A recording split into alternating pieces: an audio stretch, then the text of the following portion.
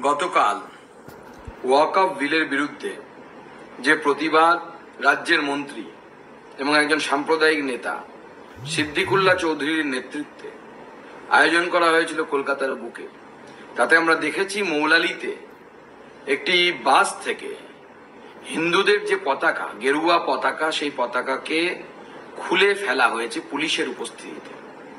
মমতা বন্দ্যোপাধ্যায় অত্যন্ত খুশি হয়েছেন এই জমায়েত দেখে।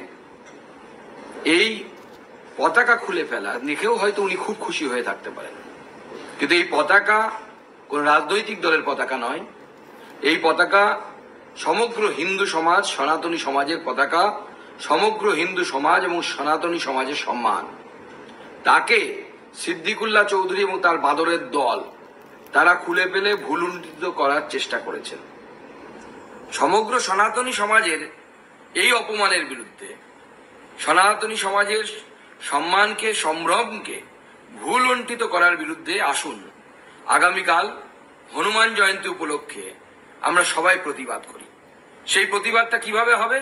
নিজের বাড়িতে আমরা সবাই গেরুয়া পতাকা লাগাই, যারা সনাতনী আছেন তারা প্রত্যেকে লাগায়।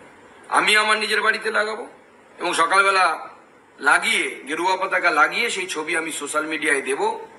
আপনারাও নিজের বাড়িতে গেরুয়া পতাকা লাগান। আমি নিজে কলকাতার রাস্তায় কালকে নামবো এবং গেরুয়া পতাকা বিলি করব সনাতনী হিন্দুদেরকে, কারণ হিন্দুদের এই অসম্মান মেনে নেওয়া যায় না।